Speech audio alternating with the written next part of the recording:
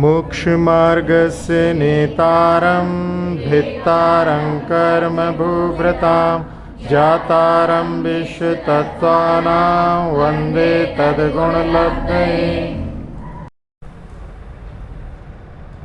तत्वार्थ सूत्र के तीसरे अध्याय के अपन ने 9 सूत्रों को देखा था, जिसमें 6 सूत्रों में नरक गति का वर्णन है और 3 सूत्रों में वहाँ पर सबसे पहले शुभ नाम वाले दीप समुद्र हैं, वो दुगने दुगने विस्तार वाले घेरे हुए हैं, और 1 लाख योजन वाला जम्बूद्वीप है, बीच में मेरु है। फिर इसके बाद के अपन ने सूत्रों का उच्चारण किया था, उनका पुनः उच्चारण कर लेते हैं। भरत हैमवत हरिविदेह रम्यक हैरण्यवतैरावत वर्षाः क्षेत्राणि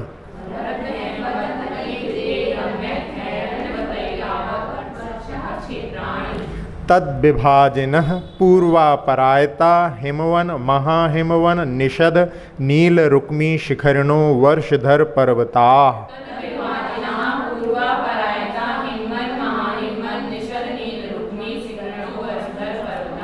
हेमार्जुन तपनीय वैडूर रजत हेममयाः। मणि विचित्र पार्श्वा उपरि मूले च तुल्य विस्ताराः। पद्म महापद्म तिगिंछ केशरी महापुंडरीक पुंडरीका हृदास्तेषामुपरि।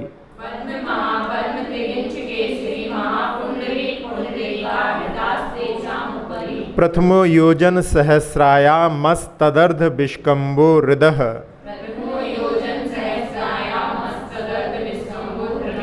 दस योजनावगाः तन्मध्ये योजनम पुष्करम। तद्द्विगुण द्विगुणा हृदाः पुष्कराणि च। तन्निवासिन्यो देव्यः श्रीहृदिति कीर्ति बुद्धि लक्ष्म्यः पल्योपमस्थितयः ससामानिक परिषत्काः।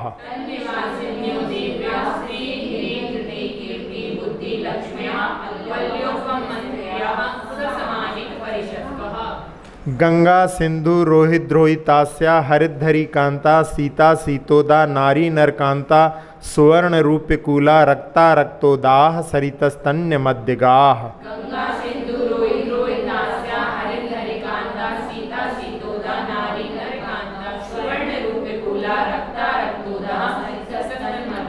द्वयोर्द्वयोः पूर्वाः पूर्वगाः।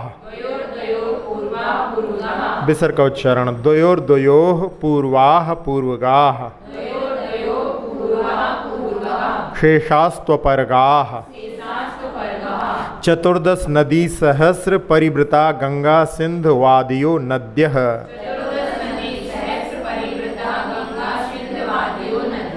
हाँ, तो अपन ने 9 सूत्रों के बाद में ये 23वें सूत्र तक अपन गए हैं। तो इसमें यदि अपन देखें तो पहले भरत क्षेत्र है, उसमें वो 7 क्षेत्रों के द्वारा विभाजित है और उनको विभाजित करने वाले पर्वतों का, फिर पर्वत कैसे हैं और वो उनके आकार के बारे में बताया। फिर उन पर्वतों के ऊपर तालाब हैं तो उनके बारे में बताया, फिर उनकी लंबाई चौड़ाई गहराई और उसमें कमल हैं। फिर वो दुगने दुगने होते जाते हैं और उसके बाद में उनमें देवियां निवास करती हैं, उनके बारे में बताया। फिर 4 सूत्रों में नदियों का वर्णन आया, तो उसमें नदियों के बारे में बताया, फिर कौन सी पूर्व में जाती हैं, कौन सी पश्चिम में जाती हैं और उनकी सहायक नदियां कितनी होती हैं। अब इसके बाद में 3 सूत्रों के माध्यम से वहाँ पर भरत क्षेत्र का कितना विस्तार है, उसके माध्यम से अन्य क्षेत्रों का विस्तार वहाँ पर ज्ञात होगा। उसके लिए यहाँ पर अगले सूत्र का अवतार होता है। भरतः षड्विंशति पंचयोजन शतविस्तारः षट्चेकोनविंशति भागा योजनस्य। भरतः षड्विंशति पंचयोजन शतविस्तारः षट्चेकोनविंशति भागा योजनस्य।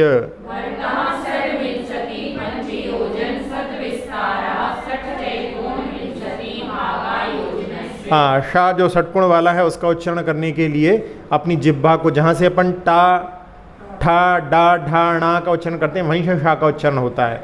तो दोनों में थोड़ा सा अंतर समझ करके, भरतः षड्विंशति पंच योजन शत विस्तारः षट चेकोन विंशति भागा योजनस्य।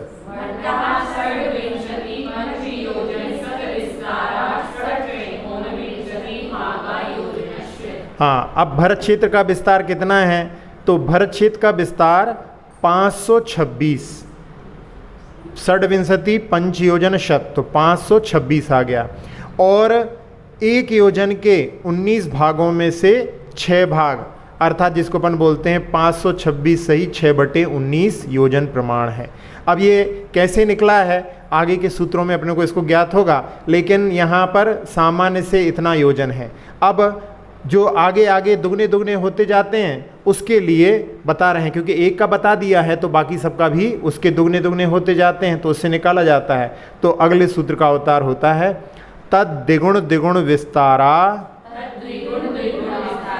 वर्षधर वर्षा विदेहांता। हाँ, ये 25वां सूत्र है और एक नदी वाला सूत्र आता है। इन दोनों में वहाँ पर तद द्विगुण द्विगुण समान है, और एक में द्विगुणा है एक में द्विगुण है। तो पढ़ते समय में थोड़ा सा ध्यान रखना चाहिए, नहीं तो कई बार 18 से सीधा अपन जो है 26 पर पहुँच जाते हैं। तो इसलिए थोड़ा सा कुछ सूत्रों में अपने लिए विशेष रूप से ध्यान देना चाहिए। तद द्विगुण द्विगुण विस्तारा वर्षधर वर्षा विदेहांता। हाँ, उच्चारण हो गया द्विगुणा, द्विगुणा नहीं है यहाँ पे द्विगुण है। आपके द्विगुणा छपा है क्या? नहीं, इसमें जो द्विगुण है तद द्विगुण द्विगुण विस्तारा, और उसमें तद द्विगुण द्विगुणा हृदय पुष्कराणी, इसमें दोनों में अंतर है। इसलिए जो है, इसलिए हमने विशेष रूप से आपको बताया, आप उसको ठीक कर लेना। तद द्विगुण द्विगुण विस्तारा वर्षधर वर्षा विदेहांता। तो कई बार जो पाठ करते हैं तो उसमें हम समझते हैं कि ये लोग जो है उस वाले पाठ की जो है अनुवृत्ति मन में रख के पढ़ रहे होंगे, लेकिन सामने छपा हो तो फिर तो बहुत मुश्किल रहता है संभालना। तो इसलिए अपने को पहले एक बार जिससे भी पाठ कर रहे हैं उसको किसी मूल जैसे सर्वार सिद्धि या किसी ग्रंथ से मिला करके उसके सूत्र पाठ को चेक भी कर लेना चाहिए। तो इसमें बता रहे हैं कि विदेह अंत तक, यानी विदेह क्षेत्र पर्यंत तक क्या हो रहा है, पर्वत और क्षेत्र ये भरत क्षेत्र से दूने दूने विस्तार वाले हैं। तो सबसे पहले भरत क्षेत्र के पास में हेमवन पर्वत आता है, तो वो उससे दुगना हो जाएगा, फिर उससे दुगना फिर हेमवत क्षेत्र हो जाएगा, फिर महाहेमवन क्षेत्र हो जाएगा। इस प्रकार से जो है आखिरी तक का पर्वत और क्षेत्र का वर्षधर यानी होता है जो वर्ष को धारण करते हैं, यानी क्षेत्र को धारण करते हैं पर्वत, और वर्ष यानी होता है क्षेत्र। इस प्रकार से वहाँ पर क्षेत्र और पर्वतों का इस प्रकार से दुगना दुगना विस्तार होता है। अब विदेह तक का बता दिया है, तो फिर विदेह के बाद में कैसी स्थिति है? तो जैसी विदेह तक की स्थिति है वैसी ही स्थिति दूसरी तरफ है। उसको बतलाने के लिए कह रहे हैं उत्तरा दक्षिण तुल्याः। हाँ, जैसी उत्तर में अपन ने देखा है वैसी ही दक्षिण में व्यवस्था है। तो इस प्रकार से दक्षिण के निसब पर्वत के समान में नील पर्वत का जाएगा, हरि क्षेत्र के समान वहाँ पर रम्य क्षेत्र का जाएगा, महाहेमवन पर्वत के समान रुक्मी पर्वत का जाएगा, हेमवत क्षेत्र के समान वहाँ पर हिरण्यवत क्षेत्र का जाएगा, और भरत क्षेत्र के समान ऐरावत क्षेत्र का वहाँ पर आ जाएगा, और हेमवन पर्वत के समान शिखरी पर्वत का विस्तार जानना चाहिए। तो इस प्रकार से देखें अपन, यदि उसको चित्र को देख करके यदि अपन समझना चाहें तो उसमें जैसे रोटी होती है तो रोटी को अपन आधा कर देते हैं, तो आधी खोला जाए तो बिल्कुल एक सी रचना दोनों जगह पर हो जाएगी। अब भरत क्षेत्र होता है, ऐरावत क्षेत्र होता है, इन दोनों क्षेत्रों में वहाँ पर परिवर्तन होता है। तो उन परिवर्तन में वहाँ पर क्या विशेषताएं हैं इसको बतलाने के लिए अगला सूत्र आ रहा है। भरतैरावत्योर वृद्धि ह्रासौ। इसमें भरतैरावत्योर या राखी भी रेफ है, भरतैरावत्योर वृद्धि ह्रासौ षट सम्याभ्या मुत्सर्पिण यव सर्पिणीभ्याम। हाँ, कई जगह पे ये मुत्सर्पिण्य वसर्पिणीभ्याम ऐसा पढ़ते हैं, तो वसर्पिणी में अवसर्पिणी का भाव नहीं आता, लेकिन यदि आप यव सर्पिणी बोलेंगे तो यव सर्पिणी में वहाँ पर अवसर्पिणी अपन समझ सकते हैं। तो इसलिए मुत्सर्पिण यव सर्पिणीभ्याम। हाँ, जो पहले पढ़ लिया है उसको जो उसके संस्कार पड़ जाते हैं उसको तोड़ने में टाइम लगता है। एक रिसर्च हुई है जिसमें यदि आप कोई नई चीज़ सीखना चाहते हैं और सुन करके सीखना चाहते हैं तो उसको सुने और देखें, बोले नहीं, 21 दिन तक। 21 दिन तक यदि आप उसको इस प्रकार से कर लेंगे तो 22वीं बार जब आप 22वें दिन आप बोलेंगे तो आपका उच्चारण भी बिल्कुल जैसा सुना है वैसा हो जाएगा। यानी वो संस्कार जो पड़ गए हैं उसको साफ करने के लिए 21 दिन लगते हैं। तो भरतैरावत्योर वृद्धि ह्रासौ षट सम्याभ्याम उत्सर्पिण यब सर्पिणीभ्याम।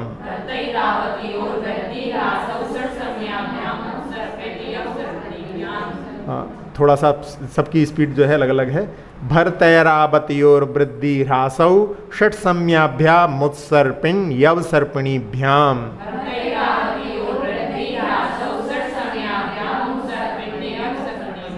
हाँ, भरत और ऐरावत में।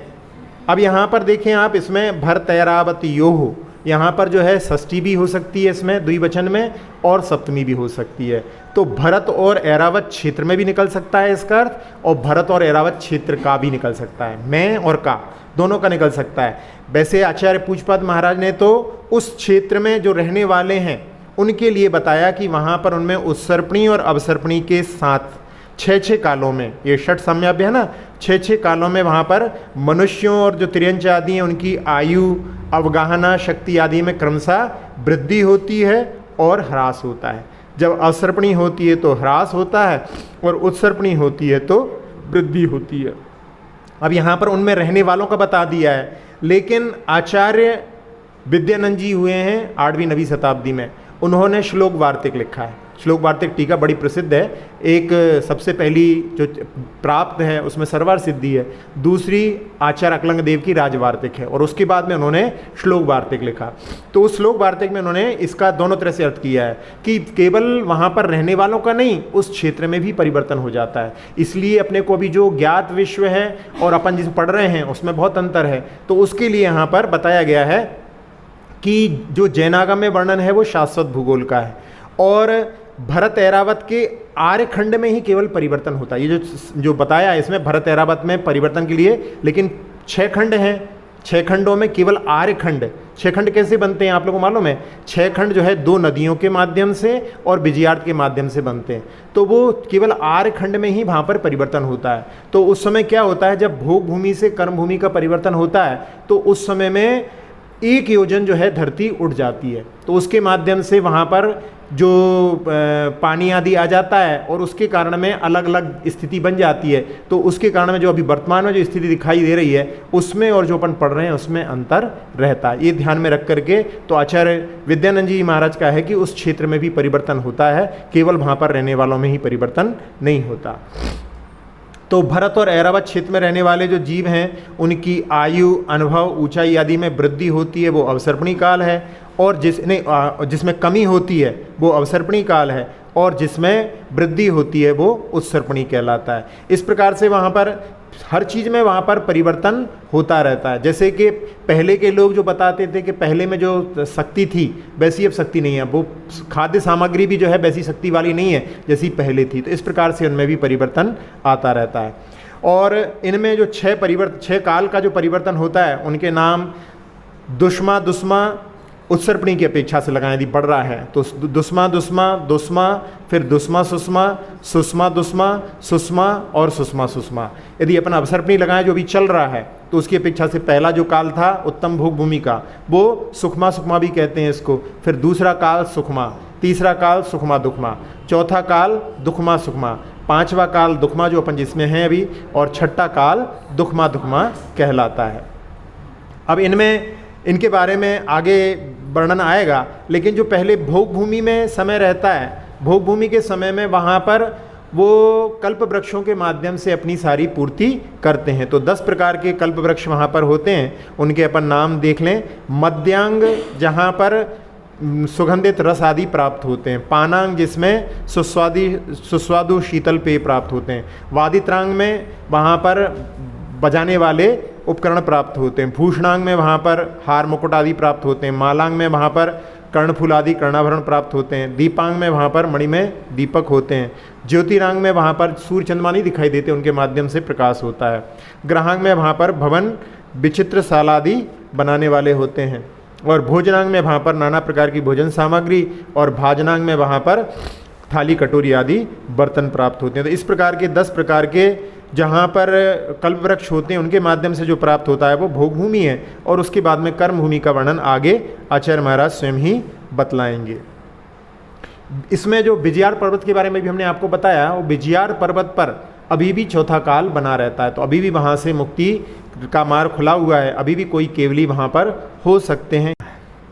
अब इसके बाद में अन्य क्षेत्रों की क्या व्यवस्था है, यहाँ पर तो परिवर्तन हो रहा है, अन्य क्षेत्रों में क्या व्यवस्था है, तो उसके लिए अगले सूत्र का अवतार हो रहा है ताभ्याम अपरा भूम्यो वस्थिताः।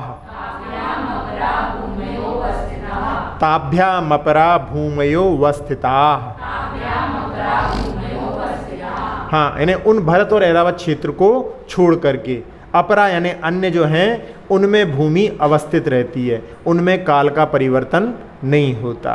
तो यदि अपन देखें जम्बू द्वीप की जो 6 भूमियाँ हैं उनमें जैसे कि हेमवत, हैरण्यवत, हरि और रम्यक, और देवकुरु और उत्तर कुरु ये उत्तम भूभूमि कहलाती हैं। तो इस प्रकार से 6 भूमियाँ ये जम्बू द्वीप में हैं।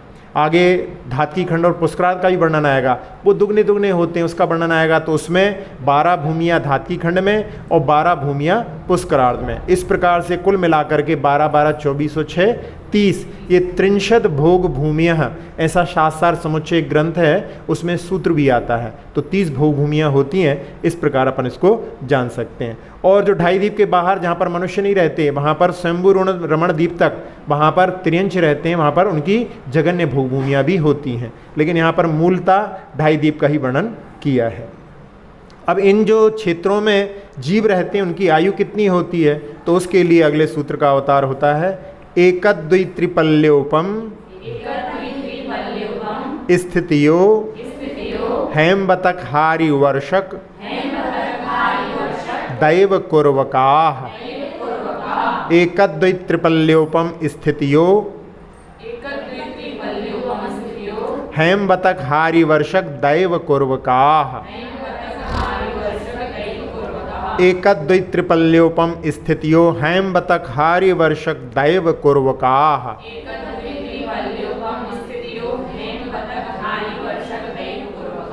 हाँ, यहाँ पर बता रहे हैं 1 पल्ली की आयु जगन्य भोग भूमि में होती है, और 2 पल्ली की आयु मध्यम भोग भूमि में होती है, और 3 पल्ली की आयु उत्तम भोग भूमि में होती है। तो इस प्रकार से यहाँ पर कह दिया हेमवतक, तो हेमवतक बता दिया है, उसके साथ में हैरण्यवत में भी उसी प्रकार से हो जाएगी। फिर हरिवर्ष बताया है, तो हरिवर्ष के समान वहाँ पर रम्य क्षेत्र जाएगा। और यहाँ पर देवकुरु बताया है, तो ऐसे ही उत्तर कुरु, क्योंकि एक सूत्र पढ़ चुके हैं उत्तरा दक्षिण तुल्या, तो इस प्रकार से वहाँ पर जैसा यहाँ पर है वैसा ही वहाँ पर है। तो ये दोनों चीज़ों को अपन इस प्रकार से जान लेंगे। अब इनमें कुछ और विशेषता अपन देख लें। यहाँ भोग भूमि के जो रहते हैं उनमें जहाँ पर उत्तम भोग भूमि है वहाँ पर वो 3 दिन के बाद में बेर के बराबर जो है भोजन सामग्री ग्रहण करते हैं, इतने में ही उनको तृप्ति हो जाती है। फिर जो मध्यम भोग भूमि है वहाँ पर 2 दिन के बाद में करते हैं, और जो जघन्य भोग भूमि है वहाँ पर 1 दिन के बाद में आंवला के बराबर, यानी सामग्री जो है बढ़ती जा रही है और दिन भी जो है कम होते जा रहे हैं। इस प्रकार से यानी कम दिन में ही वो भोजन ले रहे हैं। और साथ साथ में वहाँ पर जो ऊंचाई रहती है वहाँ पर 1 कोस 2 कोस 3 कोस ऐसी वहाँ पर उनकी ऊंचाई रहती है।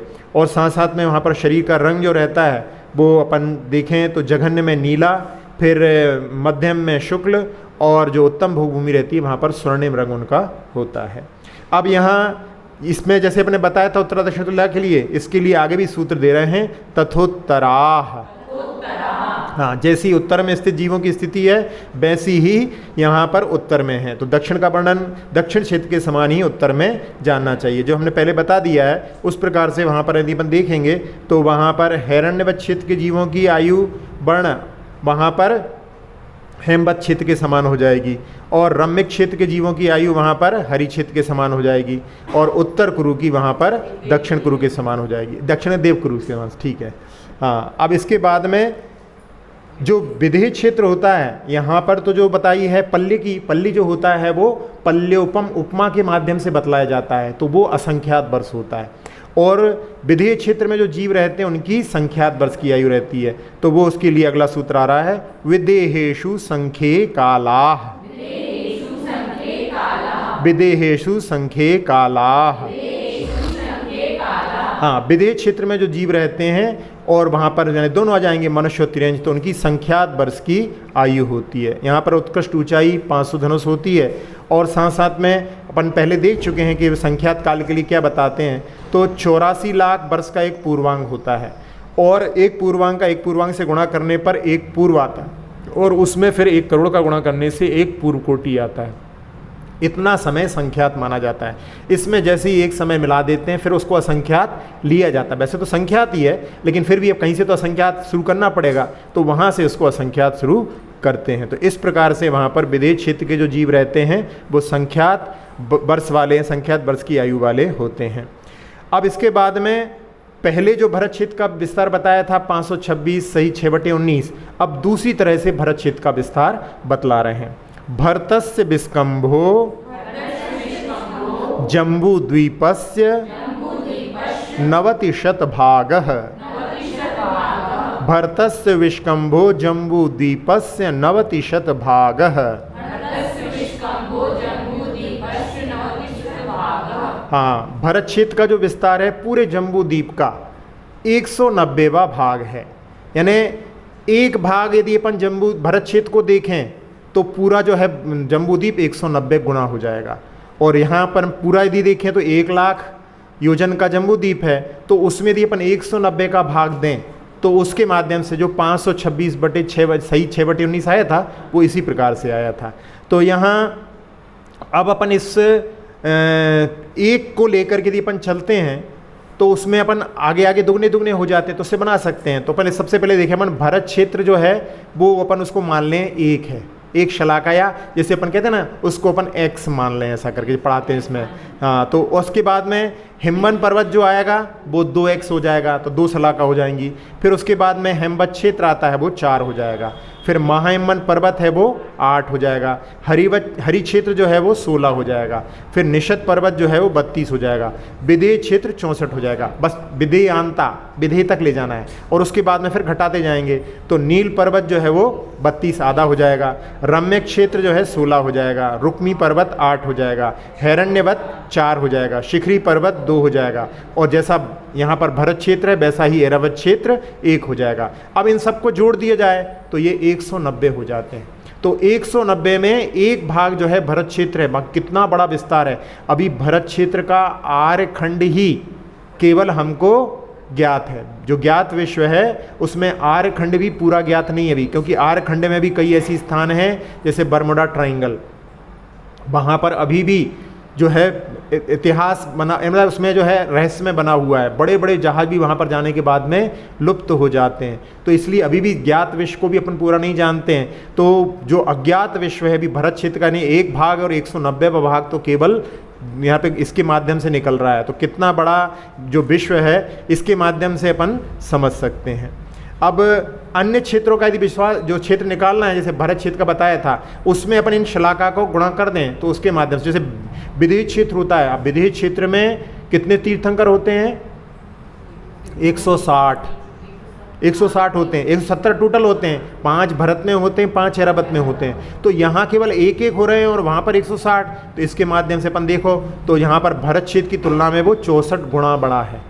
कितना बड़ा है, तो इसलिए वहाँ पर ऐसी व्यवस्था हो जाती है। इस प्रकार से अपन के लिए जो भी कुछ समझ में नहीं आता है, जो भी मन में शंका रहती हैं, उनको इसके माध्यम से अपन समझ सकते हैं। अब अपन इन सूत्रों का पुनः एक बार उच्चारण कर लेते हैं।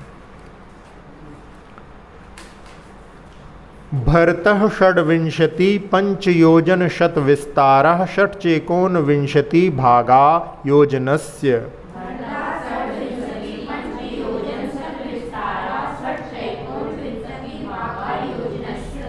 तद्द्विगुण द्विगुण विस्तारा वर्षधर वर्षा विदेहांता।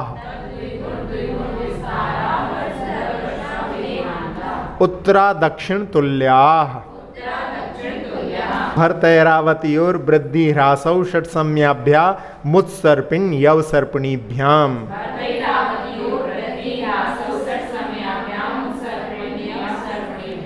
ताभ्यामपरा भूमियो वस्थिताः एकदद्वित्रिपल्योपम स्थितियो हैम्बतक हारिवर्षक दैव कुर्वकाः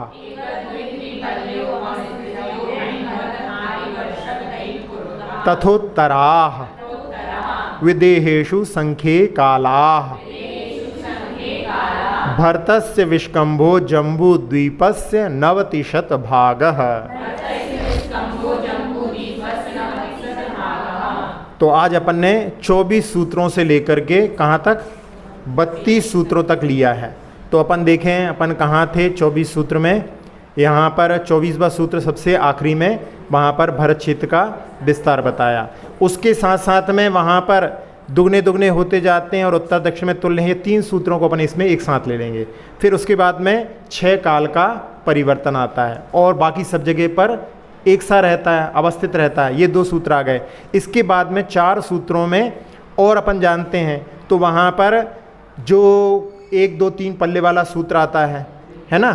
फिर उसके बाद में उत्तरा वाला सूत्र आ जाता है और उसके बाद में विदेह क्षेत्र में संख्यात वर्ष वाले रहते हैं और आखिरी में वहाँ पर दूसरे प्रकार से भरत क्षेत्र का विस्तार बताया जो 190वां भाग है। तो इस प्रकार से अपन ये सूत्रों का विभाजन भी यदि मन में रखते जाएं तो उसके माध्यम से अपन सूत्रों का उंगलियों के ऊपर भी चिंतन कर सकते हैं। इसके माध्यम से एक कंप्यूटर में पॉइंटर विधि होती है, तो पॉइंटर यदि अपने को लिए मालूम है तो अपन सीधा उस पर पहुँच सकते हैं। तो अपने पास में यदि अपने पास में ये विभाजन है तो अपन सीधा उसके पास में पहुँच सकते हैं।